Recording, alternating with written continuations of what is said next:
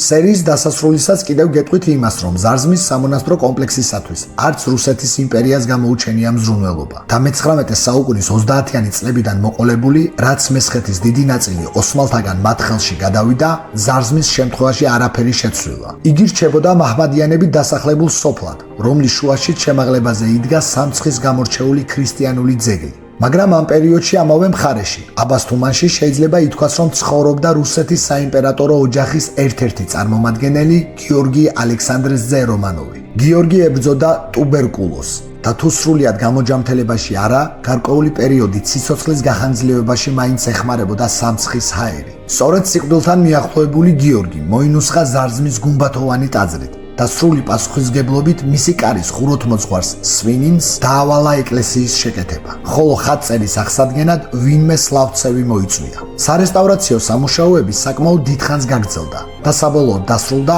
1905 წელს, მაშინ როცა ამ დიდი საქმის ინიციატორი გიორგი რომანოვი უკვე გარდაცვლილი იყო. რუსეთის იმპერია საქართველოს ანექსირების შემდგომ პერიოდულად ახდენდა გარკვეული ქრისტიანული ძეგლების რესტავრაციას, მაგრამ ხშირად ეს გულისხმობდა მათ გადაკეთებას, რაც ძირითადად გამოიხატებოდა ძეგლებში ქართული ნიშნების წაშლაში, მაგალითად ხატწერის დაფარვა კირით, რუსული ხუროთმოძღვრული ელემენტების შეტანა როგორც გარე ფასადზე, ასევე ინტერიერში, რელიეფურად ამოკვეთილ წარწერათა გასუფთავება და ასე შემდეგ. მაგრამ გიორგი რომანოვის ინიციატივით დაწყებული ეს რესტავრაცია გახლავთ იმ გამონაკლისთაგანი, სადაც არათუ რაიმე გადაკეთდა, არამედ სრული ზედმიწევნით და სიზუსტით მოხდა იმ ყველაფერი ქართulis აღდგენა და შენარჩუნება, რაც საუკუნეთა წინათ ხაზს უსმევდა ჩვენი წინაპრების მაღალ კულტურასა და ქრისტეს მიმართ ერთგულებას.